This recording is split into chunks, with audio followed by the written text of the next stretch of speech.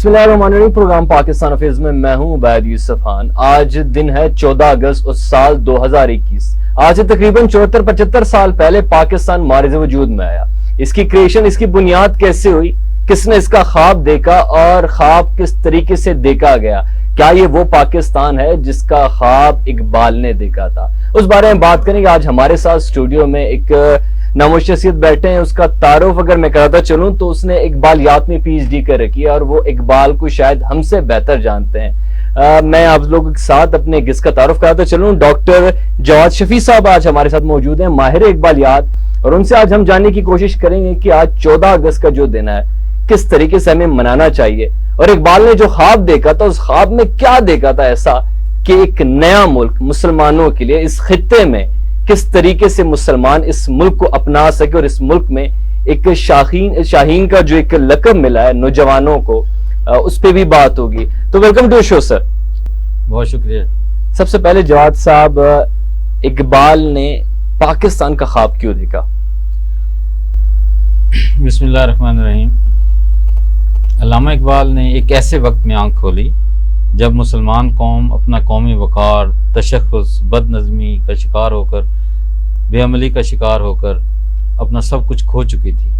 बेशक अल्लामा इकबाल ने देखा कि एक 1000 साल तारीख़ है मोहम्मद बिन कासिम के बाद, और ऐसा अरूज मुसलमानों ने देखा और अब ऐसी पस्ती।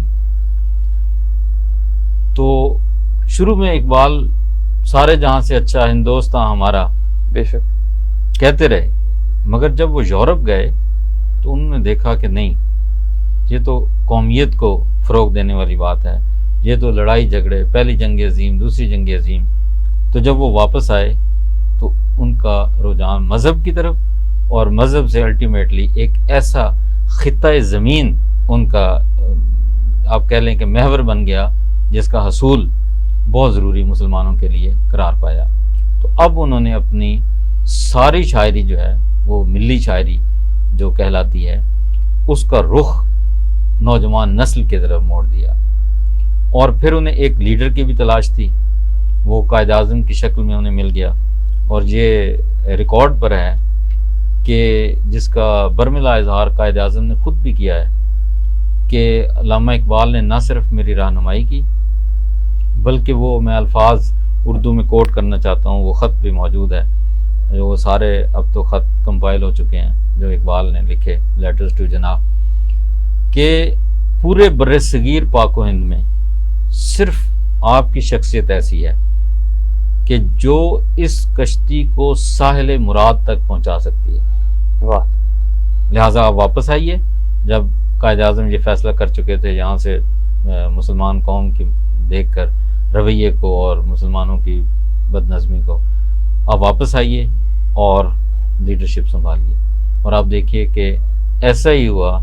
ये इकबाल के ख्वाब का पहला हिस्सा है और दूसरा हिस्सा खुतबा अलाहाबाद है। जब सब लोग मुख्तलिफ अमूर में, मसलन वहाँ पे तहरीकें भी चल रही हैं, बदनज़मी भी है, वहाँ पर हिंदुस्तान छोड़ दो की तहरीक भी चल रही है, वहाँ पर तहरीक खिलाफत भी चल रही है और सोशल बाइकाट भी चल रहा है, और इसके अलावा इकबाल बिल्कुल अलग थलग।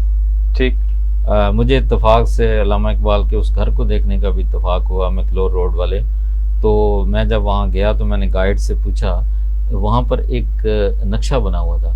तो मैंने गाइड से पूछा कि ये अल्लामा की वफ़ात के बाद नक्शा बनाया गया है जो पहले? तो उन्होंने बड़ा खूबसूरत जवाब दिया। उन्होंने कहा ये खुतबा अलाहाबाद देने से पहले इकबाल ने बनाया। अच्छा। अब आप देखिए वो नक्शा अभी का जो पाकिस्तान है वही है। बिल्कुल एग्जैक्टली वही है। एग्जैक्टली जो अल्फाज इकबाल ने इस्तेमाल किए थे और जो एरियाज पॉइंट आउट किए थे वो पहले इकबाल। अब जो लोग कहते हैं ना कि ये कैसे अचानक इकबाल के दिमाग में ये बात कैसे आई या कैसे उसने, इकबाल बहुत अरसे से ये सोच रहे थे। और आप देखिए कि कुदरत ने उनको कैसा अच्छा मौका अता किया कि वो उसकी सदारत फरमा रहे थे इलाहाबाद के उस इजलास की।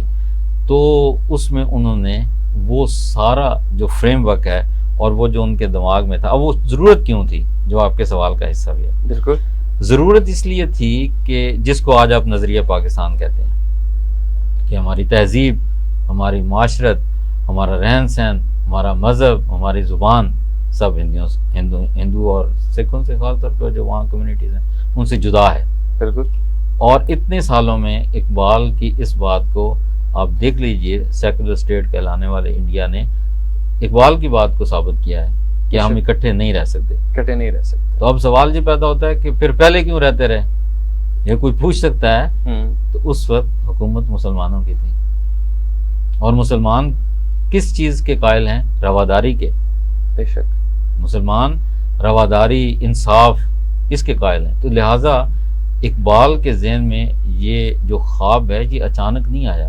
اقبال نے بہت سوچ بچار کی، اور آپ دیکھیے کہ وہ جو اسلام کا قلعہ بنانا چاہتے تھے اس خطۂ زمین کو، اس کی ضرورت انہوں نے کیوں محسوس کی؟ کہ جہاں پر مسلمان اپنے عقائد کے مطابق جہاں پر ایکسرسائز کر سکیں. اور آج دیکھیے کہ وہ الگ بات ہے کہ ہم پاکستان کا جو خواب اقبال نے دیکھا اور جو اس کی کریشن میں پھر قائد اعظم نے جو حصہ لیا، وہ خواب مکمل طور پر ہم شرمندہ تعبیر نہیں ہو سکے. شرمندہ تعبیر نہیں ہو سکے. ناظرین، یہاں پہ بحیثیت ایک نوجوان میرے ساتھ آج خوش قسمتی سے ماہر اقبالیات ڈاکٹر جواد شفیع صاحب موجود ہیں. تو کچھ ایسے مواقع ہوتے ہیں جہاں پر ہم جو کریشن کا جو مقصد تھا اس سے ذرا ہٹ کے ہم کچھ اور چیزوں میں اپنے آپ کو الجھا لیتے ہیں. میں مثال نہیں دوں گا، بلکہ میں آپ کو ایک واضح طور پہ ایک ایسا واقعہ اور ایسے انسیڈنٹ کی طرف آپ لوگوں کا رخ لینا چاہوں گا. پاکستان میں ہم جب کہتے ہیں اسلامی ریاست اور پاکستان کا وجود بھی، ہم کہتے ہیں کہ پاکستان کا مطلب کیا؟ لا الہ الا اللہ، یعنی ایک ایسا ملک، واحد وہ ملک جو اسلام اور کلمے کی بیس پہ بنا. لیکن ہم جواد صاحب کیوں ڈرتے ہیں کہ اسلامی نظام پاکستان میں اسلام کا رائج ہونا، ہم اس کو اسلامک اسٹیٹ، کچھ لوگ کہتے ہیں لبرل سوسائٹیز کا یہاں پہ ایک ڈومیننسی ان کی، جب آج کل آپ دیکھ رہے ہیں بظاہر تو ہم کہتے ہیں کہ ایک اسلامی ریاست ہے، بٹ ہے نہیں. تو یہ جو بیچ میں ایک گیپ آ جاتا ہے، ہم ایکسیپٹ کیوں نہیں کرتے؟ جو فاؤنڈرز نے سوچا تھا، جو اقبال نے خواب دیکھا تھا، جو قائد اعظم نے اس کو سوچا تھا کہ اس طریقے سے پاکستان آگے بڑھے گا، آج کا نوجوان، آج کا شاہین، آج کا جو پاکستانی ہے وہ اس سے ہٹ کے کیوں چل رہا ہے؟ دیکھیے، اس میں بدقسمتی سے ایک تو قائد اعظم کی زندگی نے وفا نہ کی. یہ تو فیصلے آسمانوں پر ہوتے ہیں. ٹھیک. تو اگر وہ جس طرح انڈیا میں ہوا ہے کہ نہرو، گاندھی، انہوں نے وہ ہندوستان کو ایک ٹریک پر چلانے کا، ادھر یہ ہوا کہ بدقسمتی سے قائد اعظم جب 1948 میں وفات پا گئے تو ایک تو وہ باہمی جو چپکلش ہے اس کو فروغ ملا، اور دوسرا یہ ہے کہ ہم ایسے تنازعات میں کھو گئے جس میں یہ بنگلہ دیش کا جو ایشو ہے اور زبان کا، اور وہ تیسری بات یہ ہے کہ اقبال کے کلام کو عام ہی نہیں ہونے دیا. اب دیکھیں، وہ کہہ رہا ہے کہ قوم مذہب سے، مذہب جو نہیں تم بھی نہیں، جذب باہم جو نہیں محفل انجم بھی نہیں. واہ واہ. دیکھیں وہ کیوں مذہب کے اوپر وہ کیوں زور دیتے ہیں اقبال؟ اس لیے کہ وہ ایک بائنڈنگ فورس ہے، مطلب قوم کے اکٹھا رکھنے کے لیے مذہب کا ہونا لازمی ہے. بالکل. اور آج کل ہم کہہ رہے ہیں کہ سیاست میں مورل ویلیوز، ایتھیکل ویلیوز اور ریلیجس ویلیوز کا کوئی تعلق ہی نہیں ہے. تو کیا مذہب میں یہ ساری باتیں نہیں آتی ہے؟ تو پھر آپ دیکھیے کہ یہ ہے سب سے بنیادی وجہ جو ہمارے، جسے آپ تنزلی کہہ سکتے ہیں، مطلب ہماری تنزلی مذہب سے دور رہنا، دور ہی ہے. اور وہ اگر اس ٹریک پہ دیکھیں نا، نبی کریم صلی اللہ علیہ وسلم کا یہ فرمان کہ مسلمان قوم تو حدود اور قیود کا وہ تو پابند ہی نہیں ہے. اب دیکھیے، اگر ایسی رنگ، نسل، ساری چیزوں کو آپ دیکھ لیجئے، ورنہ تو خانہ کعبہ میں کوئی حج کرنے جاتے ہی نہ، اور وہ اکٹھے. تو اس لیے وہ کس اپنا اس سے تعلق، علاقے سے تعلق، وہ کون سی زبان بولتا ہے، کون سا لباس پہنتا ہے، کون سی میٹر نہیں کرتا. اسی طرح وہ حدود اور قیود ہیں. لہٰذا مذہب بھی ایک بائنڈنگ فورس تھی. تو ہم نے جب سیکولرزم کا، سیکولر بھی برے نام بنے، یا تو پھر ہم دوسری ملکوں کی طرح سیکولرزم کو بھی صحیح طرح اپنا، وہ بھی نہ بنے. لہٰذا وہ آدھا تیتر، نہ ادھر کے رہے نہ ادھر کے رہے، اس سے یہ سارا نقصان ہے. اور یہ جو اقبال کا جو خواب یا ویژن تھا، وہ تو آپ دیکھیے گا کہ وہ تو کاشگر تک آپ دیکھیں نا، ایک قوم مسلم حرم کی پاسبانی کے لیے نیل کے ساحل سے لے کر تاب خا کے کاشگر کی ذکر کرتا ہے. کہتا ہے کہ یہ تو سارے علاقے مسلمان، اور یہ آئے گا انشاءاللہ، یہ آئے گا. مجھے بڑی جواد صاحب جس طریقے سے بات کر رہے ہیں اقبال کے خواب کو آگے ہمارے ساتھ اس پہ گفتگو کر رہے ہیں، مجھے ایسا لگ رہا ہے کہ کہیں نہ کہیں آج کا شاہین شاید اپنے پرواز سے غافل ہے. اور غافل کیوں ہے؟ میں اگر ریکویسٹ کر سکوں آپ سے کہ کچھ اشعار میں اقبال اپنے نوجوان نسل سے کیا چاہتا تھا، اور آج اگر اقبال زندہ ہوتے وہ یہ دیکھتے تو کیا وہ فرماتے، کچھ اگر اشعار میں آپ سنا سکے کچھ. دیکھیں اقبال تو ساری زندگی، وہ تو ان کا یوں سمجھے کہ موضوعی نوجوان نسل تھی. بالکل. کبھی ہے نوجوان مسلم تدبر بھی کیا تو نے، وہ کیا گردوں تھا تو جس کا ہے ایک ٹوٹا ہوا تارا، تجھے اس قوم نے پالا ہے آغوش محبت میں، کچل ڈالا تھا جس نے پاؤں میں تاج سرے دارا. واہ. وہ تو یہ کہہ رہے ہیں. اچھا پھر وہ اقبال ان کو جب تاریخ یاد کراتے ہیں تو ساتھ یہ بھی کہتے ہیں کہ تمہارے لیے کیا چیزیں ضروری ہیں. وہ شاہین کا جو تصور ہے اس کے اندر کیا ہے کہ اس کی نگاہ بلند ہے، ویژنری ہے، وہ آسمان کی بلندیوں پہ پرواز کرتا ہے. اور پھر اس کے اندر سب سے بڑی خوبی یہ ہے کہ وہ مردہ کو شکار نہیں کرتا. یہ ساری بات وہ انسان. اب دیکھیں جاوید نامہ جو اقبال کی کتاب سب سے ماسٹر پیس کتاب جاوید نامہ ہے، تو وہ جاوید ان کے بیٹے کا بھی نام جاوید اقبال، لیکن وہ اصل میں نوجوان نسل ہے. اس کے اندر وہ کیا پیغام دے رہے ہیں؟ وہ یہ پیغام دے رہے ہیں کہ ہمیں سب سے زیادہ جوانوں کو پیروں کا استاد کر. اقبال یہ چاہتے ہیں جوان جو ہیں وہ لیڈ کریں، کیونکہ ان کے اندر وہ جذبہ، ان کے اندر وہ ویژن اور ان کے اندر وہ توانائی اور جوش و خروش ہوتا ہے جو بوڑھوں کے اندر نہیں ہو سکتا. بے شک. تو اس لیے نوجوان نسل کو جو اقبال نے یہ جو شاہین کا جو سمبل ہے نا، یہ بڑا کمال کا ہے. وہ کہتے ہیں کہ اس سے، کیونکہ جب آپ اس کو خود ہی کے ساتھ ریلیٹ کرتے ہیں نا، تو وہ پھر جو جوان ہے وہ آپ دیکھیں وہی جوان ہے قبیلے کی آنکھ کا تارا، شباب جس کا ہے بے داغ ضرب ہے کاری. اقبال کہتا ہے کہ وہ جوان جو ہے وہ قبیلے کا سردار ہونا چاہیے کہ جس کی ضرب کاری ہو، تو وہ اس کے اندر خوبیاں کیا ہونی؟ وہ شاہین جیسی خوبیاں ہونی چاہیے. واہ واہ. جواد شفیع صاحب ہمارے ساتھ موجود ہیں، اور اس وقت ہم آج کا پاکستان کمپیئر کر رہے ہیں اس پاکستان کے ساتھ جس وقت دنیا ہماری طرف دیکھ رہی تھی کہ یہ بنے گا کیا. یہ جو ایک خطے میں ایک نئی چینجز آ رہی ہیں اور ایک ایسے ملک کا تصور یہ لوگ لے کے آ رہے ہیں جس ملک کے تصور سے شاید پورا یورپ، پوری ویسٹ ڈر رہی تھی. اور آج اسی ملک کا نام شاید ہم لوگ اس چیز میں کنفیوژن کا شکار ہیں کہ ہم کس طرف جائیں. سیکولر اسٹیٹ بنے، اسلامی ریاست بنے، بیچ کا کچھ اس میں بنا دیں، کہیں ہم کسی اور ریاست کو فالو کرتے ہیں، کہیں کسی اور ڈیموکریٹک ماڈل کو فالو کرتے ہیں، کہیں کسی اور ایسی جو پولیٹیکل ماڈل کو فالو کرتے ہیں. حالانکہ ہمارے پاس ہمارے جو علامہ محمد اقبال، محمد علی جناح صاحب اور ہمارے جتنے بھی فاؤنڈرز تھے، جتنے بھی ہمارے بزرگ تھے، انہوں نے سارا کچھ پہلے سے ڈیزائن کیا ہوا تھا کہ اس ملک میں نظام کون سا رائج ہوگا، اس ملک میں ہمارے نوجوانوں کو تعلیم کون سی دی جائے گی، اس ملک میں اگر کوئی غیر مذہب رہ رہا ہے تو وہ کیسا ہوگا. بلکہ اس کا تو ہمارے جو محمد علی جناح صاحب نے اپنی اسپیچ میں بھی کہا تھا کہ اس ملک میں چاہے وہ ہندو ہو، مسلم ہو، چاہے وہ جو بھی ہو، اس ملک میں ساروں کے رائٹس ایکول ہیں. لیکن آج جو کانٹرڈکشنز آ رہی ہیں، آج جو اختلافات آ رہے ہیں، اس کی بنیادی وجہ آپ نے جو بتائی کہ ہمارا مذہب سے دور رہنا ہے، اور دوسرا مجھے جو لگتا ہے اقبال صاحب کے اس ویژن کے مطابق کہ ہم اس ویژن کو ہی اسٹڈی نہیں کر پا رہے ہیں. کیا آپ کہنا چاہیں گے اس بارے میں؟ دیکھیں اس میں جہاں تک تو نظام حکومت کا تعلق ہے اس میں بھی ہم سے بہت کوتاہیاں ہوئی ہیں. مثلا اقبال روحانی جمہوریت، ایک نئی ٹرم اقبال نے دی تھی، روحانی جمہوریت. روحانی جمہوریت، یس، روحانی جمہوریت. وہ یہ ہے کہ اس میں نیک اور صالح لوگوں کی ایک جماعت ہو، جیسے قرون اولیٰ کے مسلمانوں، سفید داڑھی والوں کا جو ایک کنسپٹ تھا، اور ان میں سے وہ امیر منتخب کریں. ہر موچی نائی ان پڑھ بندہ جو جس کا ویژن نہیں ہے وہ اس جمہوریت میں اپنے قائد کو منتخب نہیں کر سکتا. اچھا، آپ کے کہنے کا مقصد یہ جو آپ نے روحانی ڈیموکریسی کے بارے میں جو آپ نے بات بتائی، جو خلافت عثمانیہ تک ایک سفید داڑھی والی تنظیم لے کے آئی ہوئی تھی ان کو، اس طریقے سے پاکستان کا تصور آئندہ آنے والی تمام نسلوں کے لیے ایک واحد، ایک مشعل راہ تصور کر سکتے ہیں. اور وہ اس میں ہوگا کیا؟ دیکھیں اس میں ایک یہ جو ملوکیت سے بھی جان چھوٹ جائے گی. جی جمہوریت کو بھی دیکھیں اقبال نے کتنا کنڈیم کیا ہے جی کہ وہ کہتا ہے اس طرح کی جمہوریت بندوں کو گنا کرتے ہیں، تولا نہیں کرتے. جی جی اچھا، ادھر سے آپ یہ دیکھیے کہ وہ 200 بندہ ہو یا 350 بندہ ہو، وہ بندہ بھی کس طرح سے سلیکٹ اور الیکٹ ہو کر جو آپ اسے کہہ لیں وہ آتا ہے، اور اس میں ووٹ کی اہمیت جو ہے وہ اس طرح مجلس شورا کے تصور کے ساتھ نہیں ملتی. بے شک مجلس شورا کا تصور یہ ہے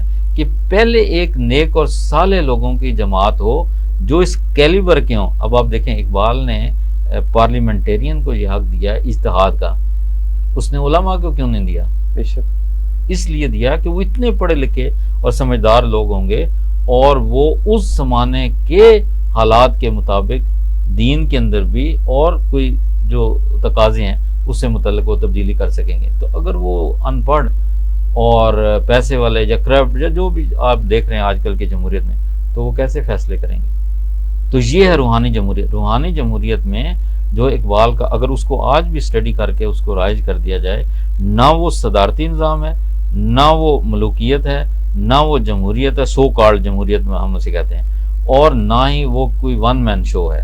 بے شک. اور آپ دیکھ لیے خلافت راشدہ کا ایسا ہی نظام نہیں تھا. بالکل بالکل بالکل. ڈاکٹر جواد صاحب ہمارے ساتھ موجود ہیں، اور اس وقت جو پاکستان، آج کا پاکستان اگر میں کہوں، آج کا نوجوان اگر میں اس کو ڈسکرائب کروں، آج کا نوجوان بڑا مایوس نظر آ رہا ہے. علامہ محمد اقبال صاحب نے خود ہی کے بارے میں بہت کچھ کہا ہے. محمد علی جناح صاحب، قائد اعظم محمد علی جناح رحمۃ اللہ علیہ نے بھی اسی کانسیپٹ پہ بہت زیادہ ترجیح دی. ڈاکٹر صاحب خود ہی، اور یہ جو جذبہ آتا ہے آپ میں آگے بڑھنے کا، ہم بار بار شاہین کی بات کرتے ہیں لیکن شاہین اور خود ہی ایک دوسرے سے اٹیچ ہیں.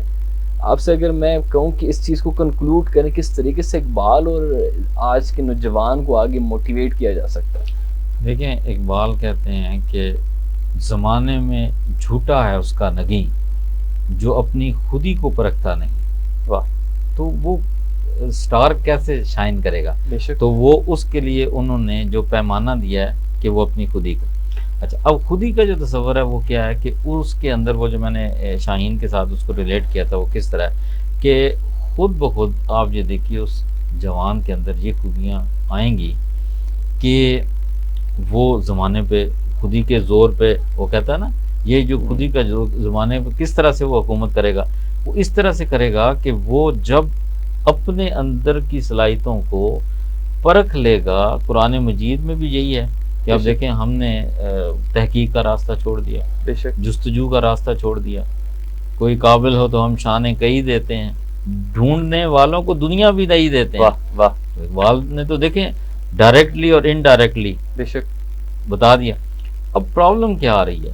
پرابلم یہ آ رہی ہے کہ پہلی بات تو نہ سلیبس ویسا، ٹھیک، جو نصاب ہے آپ دیکھیے، ٹھیک، نظام تعلیم آپ دیکھ لیجئے، پھر اس کے بعد پڑھانے والے، ٹھیک، اور پھر سب سے اہم بات قائدین کہ جن کی اپنی کوئی ڈائریکشن نہیں ہے. تو اب یہ جو ساری اوورآل آپ دیکھیں تنزلی اس وجہ سے ہے. آج بھی میں کہتا ہوں کہ اگر اقبال کا کلام عام کر دیا جائے اس کی حقیقی روح کے ساتھ، تو آپ دیکھیے کہ اسی نوجوان نسل سے دوبارہ انقلاب برپا ہو جائے. واہ. اپنی اس پروگرام کو اس شعر کے ساتھ اختتام کرنا چاہوں گا کہ خودی کو کر بلند اتنا کہ ہر تقدیر سے پہلے خدا بندے سے خود پوچھے بتا تیری رضا کیا ہے. ڈاکٹر صاحب نے بڑے بہترین طریقے سے اقبال کے ویژن کو ڈسکرائب کیا. آپ کا بہت بہت شکریہ پروگرام میں آنے کے لیے.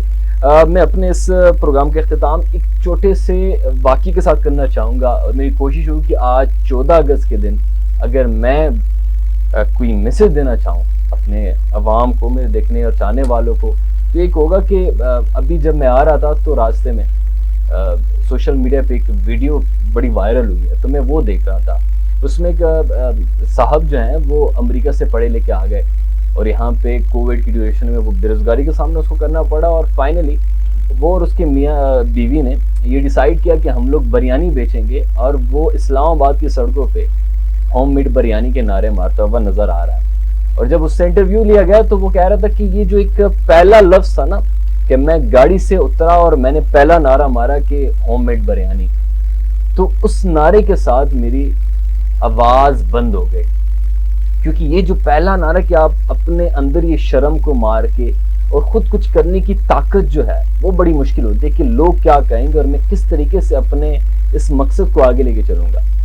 میں آج کے نوجوان کو صرف اتنا کہنا چاہوں گا کہ دوسروں کے بل بوتے پہ اور دوسروں کے لیے ویٹ کرنا اور یہ کہنا کہ گورنمنٹ ہمارے لیے کچھ نہیں کر رہی ہے، ہم نے آگے خود بڑھنا ہے، خود کچھ کرنا ہے۔ اور یہ جو شرم ہے، اگر میں کچھ اپنے لیے کر سکتا ہوں، کوئی بزنس سٹارٹ کر سکتا ہوں، کوئی سٹارٹ اپ سٹارٹ کر سکتا ہوں، کوئی کچھ ایسا کر سکوں جس سے میں اپنے اور اپنے فیملی والوں کو اس سے کما سکوں، تو اس میں شرم کی کوئی بات نہیں۔ ہم نے خود ہی، اگر ہم خود ہی کو نہ بیچیں، خود ہی سے کام لیں، ہم اپنے اندر ایک جذبہ لے کے آئیں، موٹیویشن لے کے آئیں اور اس ویژن کو سمجھیں، خدا کے نزدیک پہنچے اور سب سے بڑی بات مذہب کے نزدیک پہنچے، تو ہمارے لیے راستے بہت زیادہ ہیں۔ اگر ہم آلسی سے کام نہ لیں اور وہ شاہین بنے جس کی پرواز بلند ہو اور جس کا ویژن، اس کی نگاہ وہ ایک ویژنری مائنڈ والا بندہ بن جائے، تو شاید پاکستان ان ترقی یافتہ ملکوں میں اس کا شمار ہوگا جو اقبال نے اس کا سوچا تھا، جس کے لیے پورا دنیا، اس کے لیے پوری دنیا کی نگاہیں ہم پہ مرکوز ہیں۔ اور ہمارے پاس کیا نہیں ہے، سب کچھ ہے، ہمارے پاس سمندر ہے، ہمارے پاس سرسبز پہاڑ ہے، ہمارے پاس سارے وہ ریسورسز ہیں جس سے ایک ملک آگے جا سکتا ہے۔ مجھے کیا اجازت، اللہ حافظ۔